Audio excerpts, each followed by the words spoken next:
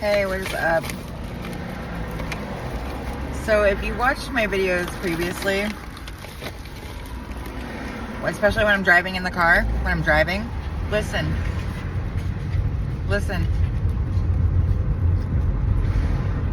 Are you listening? There's no seatbelt chime. I am super stoked about this confirmation. Unbelievable. Like,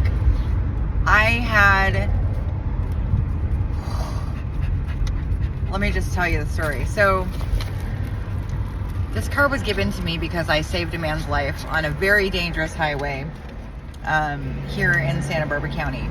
It's my hometown, and I mean, it was just one of those things where I was there and he needed help, and unfortunately he lost a leg, but he survived and he went back home to his family that Thanksgiving. Thank God. Because I mean, I've lost all my family members. That's a whole nother story.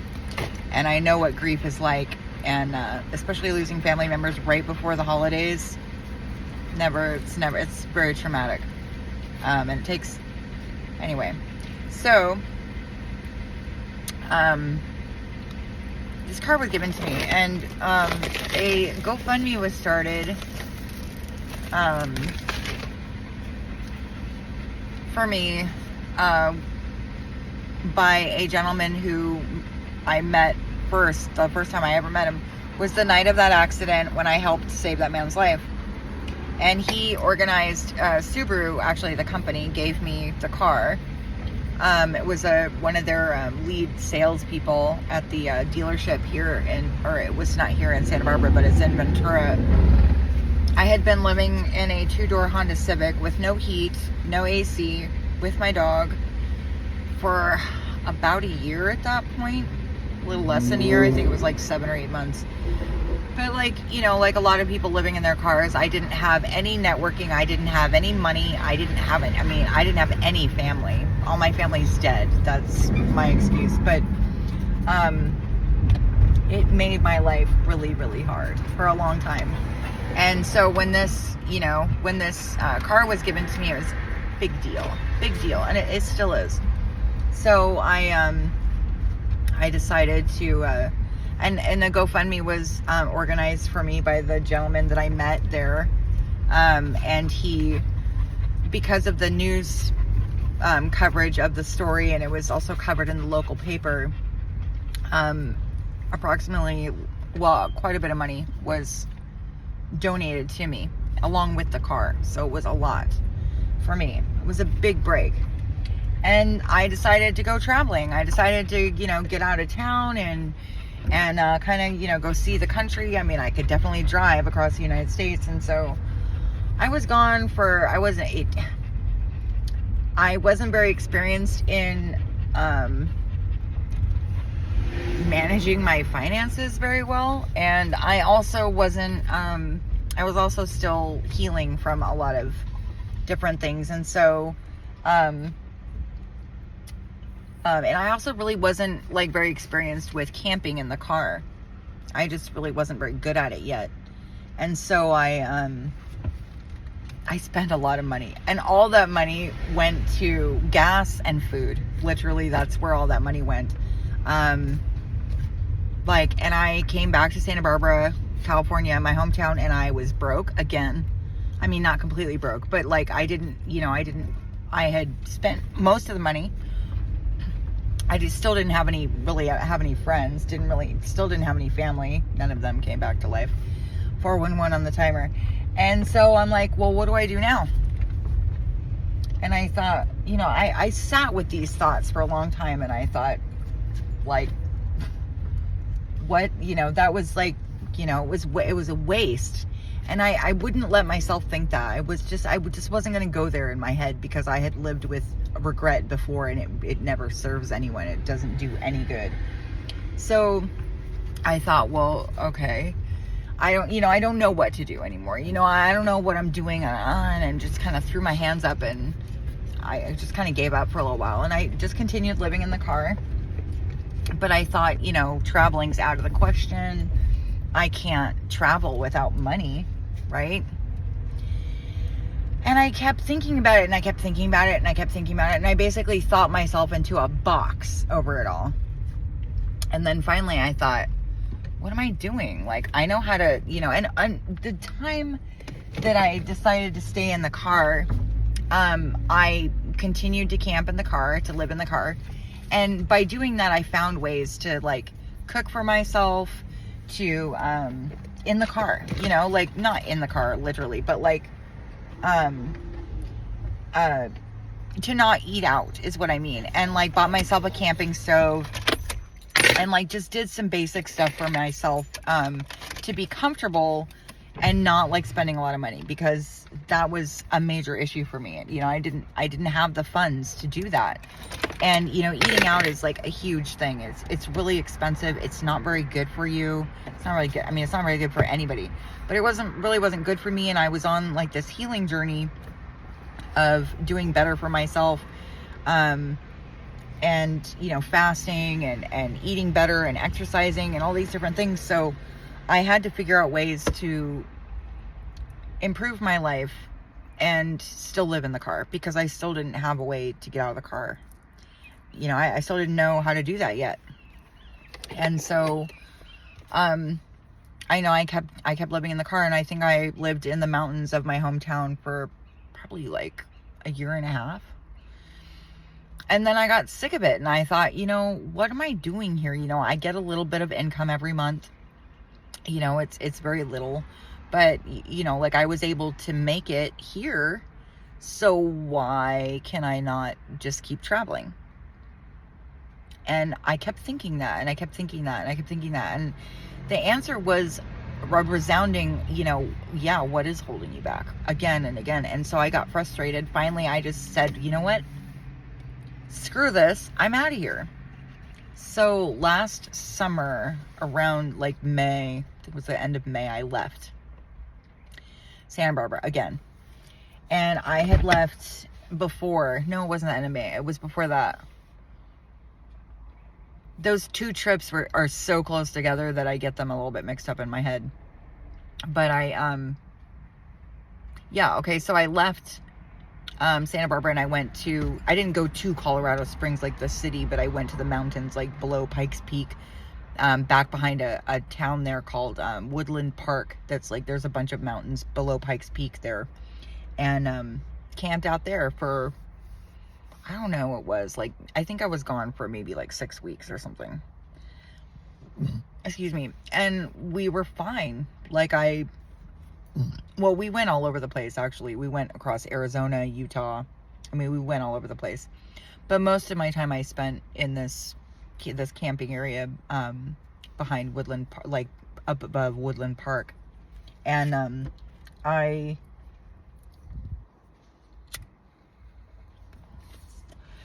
I mean, it took me quite a while to get there,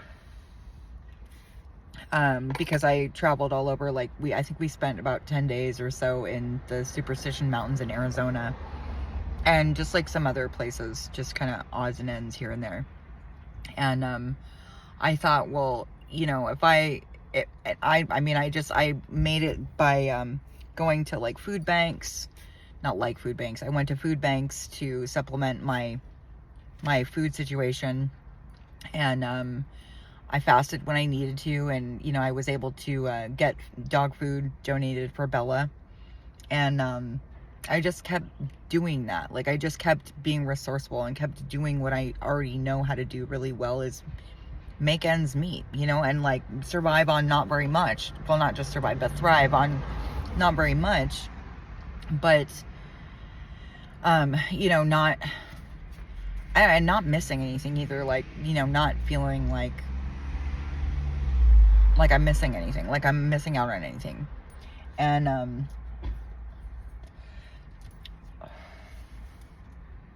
so then I came back to Santa Barbara, and this was last May, and I think I was back for like all of 2 or 3 days.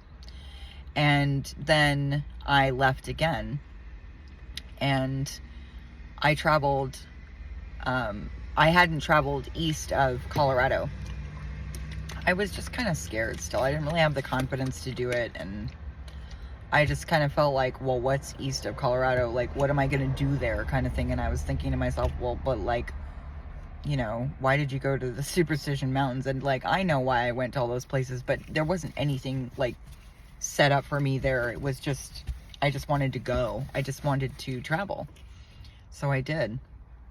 And I found myself in, we made it all the way to the Atlantic Ocean, from the West Coast. And I did all of this on a very small monthly income, while living in a car, just finding food banks when I needed to, and shopping really smartly, and saving the rest of my money, that I had for gas and things like that, that I, were like essentials, dog food when I couldn't get it donated and things like that. And little like incidental things, dog treats. Dog treats are a must. Dog toys are a must.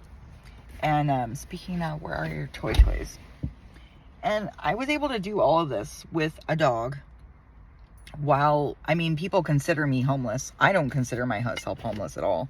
I don't feel that way. I haven't felt that way for a long time. I just don't, I don't really feel that way. So, I don't really think of it like that. Where are your toys, Moo? Because basically my home is wherever my dog is, wherever my heart is, really. So I don't really, I don't really ever feel like I'm, going without. But, all that time, I was living on less than $1,000 a month, easily less than $1,000 a month. And, no other help. There were occasional donations to the GoFundMe account, but not anything really significant. Maybe around like Christmas time, but not much is what I'm saying. Like, it didn't add up to a lot. Especially living in a car, it's a lot more expensive than people think it is. You have to be smart. You have to be frugal, and so I found myself. Man, we went to Florida. We went all the way down to South Florida. We went to Nashville, Tennessee. And then I found myself guided to go to Pensacola, North Carolina to do Hurricane Helene relief. And I worked there. I ran the kitchen for approximately, 6 weeks or so. And then, unfortunately, the house we were staying in that I was running the kitchen out of had black mold in it, so I had to leave. Bella and I were just sick. So, and that's what, made me leave that situation. And then I hightailed it back to California, not really for any particular reason, except for the weather. The weather was just really hard to live, in the car when it's snowing and raining. And I knew that the weather would be better in California, so I came back here. And when I got back to California, I thought, my car's not registered. I had all this issues with the registration because I needed a salvage title, and that was because of a fire I had in the car. And you can still see that this is still damaged from that fire. But I had managed to get a new seat, the seat I'm sitting in, because the seat was severely damaged.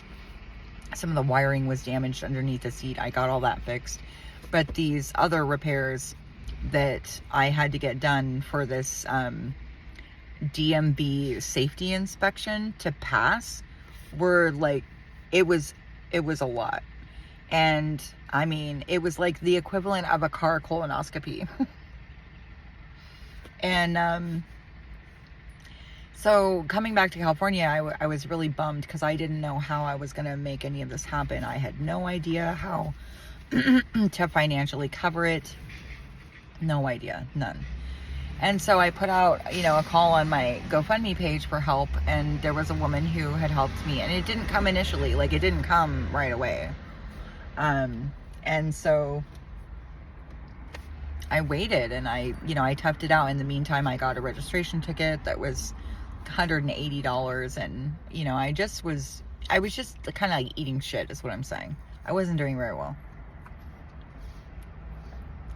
I still was doing all right. Like, I know how to live in the car very well, but this obstacle, I did not know how I was going to overcome this. Like, not at all. No idea. And through the networking that I had done, and you know, relationship building that I had done with the GoFundMe account, because I still post updates, regular updates, just saying hello, and posting like inspirational things, and posting things that I write, and just, you know, saying hi, I'm still here, you know. But I didn't let go of that. I kept that, you know, I kept that going, so that, you know, I was consistently networking with these people who had helped me so much. And, you know, some of them, I mean, I may never meet them, but, you know, it's always good to know that something that you donated energy and time and money to, and potentially time, because some of those people have helped me in other ways, you know, was like a solid investment. And so I kept posting updates regularly. I think there's like something like almost 60 updates on my GoFundMe page now. And I posted about this car situation that I had, and I, you know, and of course the people on my GoFundMe page knew that I was living in my car, and this woman came forward, and she and I had had previous connection. And so she came forward and said, you know, like, let me help you. Let me help you with this. And she's connected to a auto repair shop, a local auto repair shop in Santa Barbara that's like really well trusted and been around for a long time. And so it got done. And so my seatbelt chime is off now. I passed the inspection, got new brakes, because that's part of the inspection, is like your brakes have to be basically new. Got the registration, got everything's like totally solid and done. And like how good that feels. And it's such an amazing feeling to look back to where I was just 2 years ago when this car was first given to me, and how I was like healing, but like still kind of emotionally unstable, still not really, because, you know, I was dealing with a lot of triggers and still a lot of trauma, and how I really wasn't being as frugal and as disciplined as I could be, managing my finances, and managing myself, like discipline, like mentally exercising, meditating, fasting, and doing things that I know are good for me, and that contribute overall to a good quality of life. And how, for me personally, the Lord was a part of all of that, all of it. And I don't mean religion. I think I've maybe gone to church like 4 times, maybe actually more than that. But like, that had nothing to do with it. I haven't been a consistent member of any congregation since I was a kid. And how I relied upon the Lord solely to guide me, to lead me. I mean, everywhere that we went, in the car, traveling across the United States and back again, and everything, I listened to the Lord on all of it, every single thing. And even the things that I felt totally stupid doing, I listened to him, and how he guided me in every step of the way. I mean, even down to like, I had to pee and I didn't know where I was on the road, and I would be like, you know, Father, I need to pee. And he'd be like, yeah, I know. Pull off, not at this gas station, but the next one. Like, that's how much I leaned on the Lord. Like, I couldn't, you know, if I can't find something in my car, Lord, where did I put that? It's right there. Like, that's how much I lean on the Lord, literally for everything. Lord, what am I going to wear today? Wear that. It'll look good, and it's kind of clean. You know, kids, you haven't done your laundry in a while. Lord, I need to go do my laundry. Where's a good laundromat? I would be like in the middle of freaking Oklahoma. I didn't know where a laundry, you know, I didn't know what, I could look them up on Google, but I didn't know which one I would like, you know, that would meet kind of my standards. And the Lord would be like, okay, go here, go to that one. I would get a list, you know, it would pop up on my, you know, GPS, a list of all these laundromats, and he'd go to that one. And that's literally like, I depend on the Lord for everything. Where I'm going to eat, where I'm going to sleep, you know, is this safe? Can I do this? You know, what would, and he knows me so well. And so I I look back on this journey. Bella, take it easy, please. I look back on this journey with him so far. You know, it's not over yet, obviously, but and it's just astounding. It's just amazing. It's just amazing. And how the Lord can and will transform your life like that too. The only thing that he requires of you is that you trust him. Like, it's really not about, I mean, it is about the obedience. It is about the faithfulness, that being faithful to him. But we can never be as faithful to him as he is to us. Never. It's just, don't even try. It's ridiculous. You'll disappoint yourself and him. And it's not about anything that we can necessarily do. It's that surrender in your heart. It's the willingness to try, to trust. Even though everybody else has screwed you over, even though you've been lied to a million times, the Lord doesn't lie. He's not a liar. He's not a man that he should lie, nor change his mind. The Lord doesn't just get halfway through something and say, oh, you know, F it, do this instead. I mean, he might, but like, that's not why. That's not why. The Lord knows what's going on, and he's got the best in mind for you. He's got the best in mind for you, and he knows exactly what you need when you need it, period. And trusting him, like, he might change plans on you, but it's never because he's changeable, is what I'm saying. He's not changeable. It's because something else, there's some other factor. And when you trust him like that, your whole life changes. Everything changes. You change. He changes you from the inside out. He will guide you. He will lead you. He will tell you what you need to know. He won't tell you everything, because you don't need to know everything. But the more time you spend with the Lord, you'll realize that confirmation, that you don't need to know everything, that I don't need to know everything. He'll tell you what you need to know. The thing is that, you know, when the Lord asked me, when I got back from Colorado, and he asked me to turn around and go back, I had been back in California less than 3 days. Drove all the way from Colorado to back here to Santa Barbara, California. And he said, get back in your car and turn around and go back. I mean, I pitched a total chef fit with him. I lost it. I was really upset about it. And he listened to me and listened to all of it. Listened to me pitch a total, you know, have a total temper tantrum. And then I went back. And through that obedience, I realized one of the things that the Lord has taught me is that I don't need to understand everything. I don't need to know everything in order to be obedient, in order to trust him. There were so many things that I didn't have any idea about, and it wasn't until much later that he showed me what that was for, or why I did that, because it didn't make any sense at the time. It made no sense at all. And I would get into arguments with him and say, well, you know, why did you have me do that?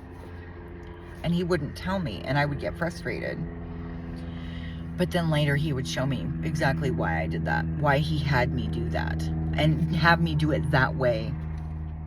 And if I can trust him, living in a car, making it all this time, and now, like, the car is, you know, I've got new brakes, the transmission needed work.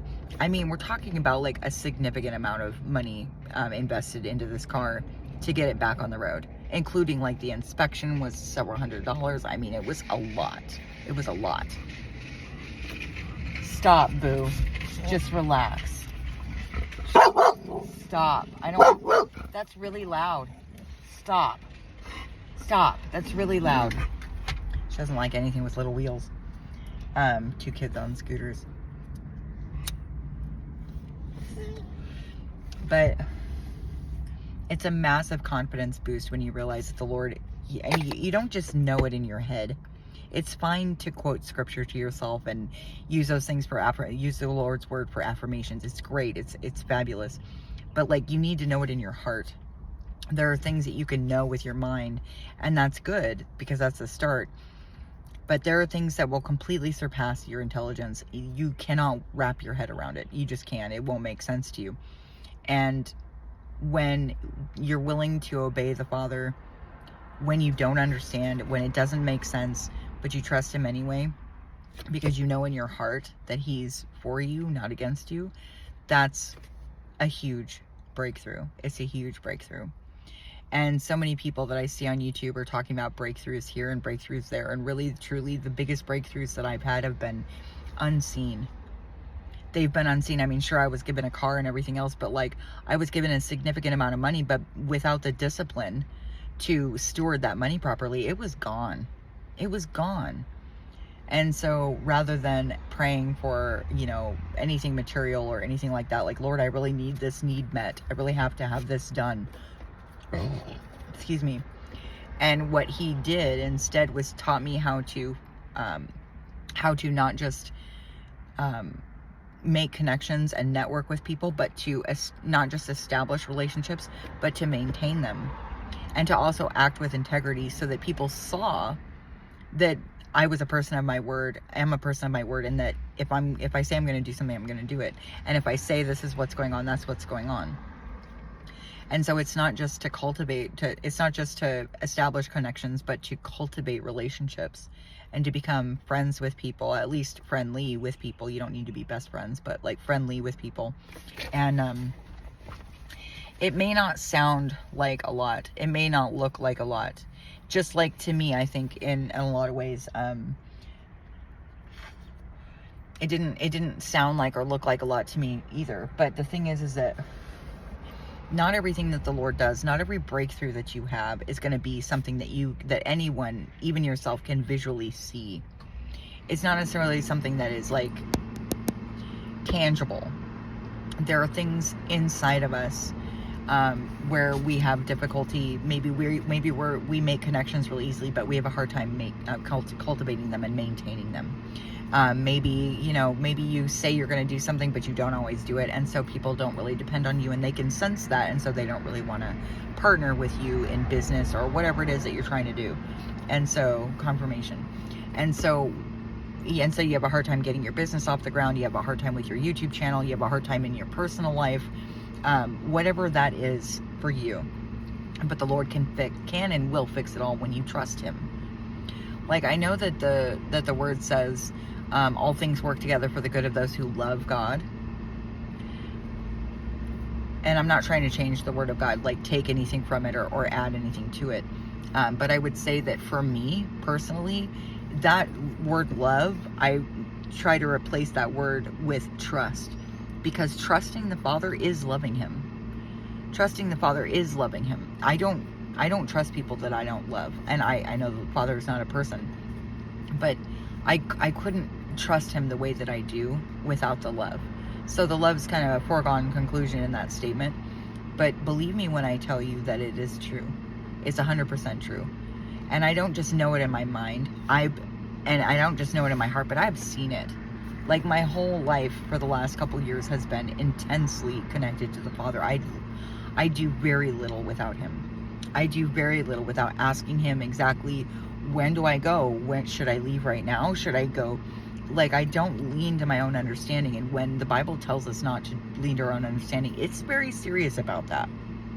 Like, I literally don't go out of the house or go out of the car or go anywhere without asking the Father, where are we going? What are we doing today? I wake up, what are we doing today? When do you want me to leave? When do you want me to leave? What should I wear today? I mean, I consult with him on almost everything. And that may sound silly to you, but it's not. Because when you can trust him with the little things, you can trust him with the big things. And maybe it's not so easy in the beginning, but when you trust him with the little things, it's much easier to trust him with the medium-sized things and then the big things. The Lord will help you climb your mountains. He will help you go step by step, and he will be there with you every second. He never leaves, never. And when you look at it that way, it's a lot easier to, if you're trying to climb a mountain, it's very difficult at first. You look at it, especially if you haven't really climbed a lot of mountains in your life, you look at it and you're like, oh wow, that's really, that's really big. I'm intimidated. But when you climb a couple of them with the Father, and he takes you step by step, every journey of 1,000 steps, 1,000 miles begins with one step. And the Lord will be there with you every second of that journey. and the journey after that, and the journey after that. So trust him, and he will, in fact, work all things together for your good. I know that a couple months ago when I was, let's see, I came back to California in, it was mid-January, I think. So it's been like 2.5 months since I've been back from North Carolina, from Pensacola, North Carolina, doing Hurricane Helene relief. And believe me when I tell you, going to, help people who had been, horribly affected by a hurricane, when I'm living in my car and I really don't have much to give, I didn't feel like doing it. It wasn't that I didn't feel like doing it, I just didn't see that I could be of any help or use to anyone. But the Lord proved me wrong, and I'm so glad that he did. So the next time that the Lord is asking you to do something, please keep in mind, and your heart, that the Lord does things for your good. He wants you to succeed. He wants you to look good. He wants you to be healthy. He wants you to feel good. He wants you to be joyful, not just happy. Okay, that's really strong confirmation. But full of joy, joyful, literally. And when you start to see that, when you start to realize that he's not a God of just enough. He's a God of abundance and overflow, and he loves you more than you will ever understand. It's the kind of unconditional love that no human or even an animal could ever give you. As great as dogs are, and amazing as animals are, they are still a shadow of the Lord, of the love that the Lord gives us. It's true. And dogs are pretty downright like unconditional lovers. But Belle, please stop, baby. But it's been like really amazing. And I know that the Father has more in store for you and more in store for me. Because if you woke up this morning, he's not done with you yet. And make sure you count your blessings. Being grateful, gratitude is an amazing weapon against the enemy. Just keeping your mind focused on the things that you're grateful for rather than complaining is amazing. It's amazing. It's an amazing tool. And the Father just wants you to know that you are loved beyond measure. Like, so loved, it's ridiculous. It's a ridiculous amount of love. It's so big, and it's so full, and it's so wonderful. And the Lord is definitely for you, not against you. So keep working. Keep working at it. Be patient and compassionate with yourself. Be kind to yourself. If the Lord wouldn't say it to you, don't say it to yourself. Like that negative inner narrative that I know a lot of people struggle with. Yeah, I know, because it was hard for me to get rid of too, until I surrendered it to the Father. And then things really started to change. So I hope this video finds you blessed. Love, blessings, and compassion to everyone. Take care of yourselves. Take care of one another. Peace be with you.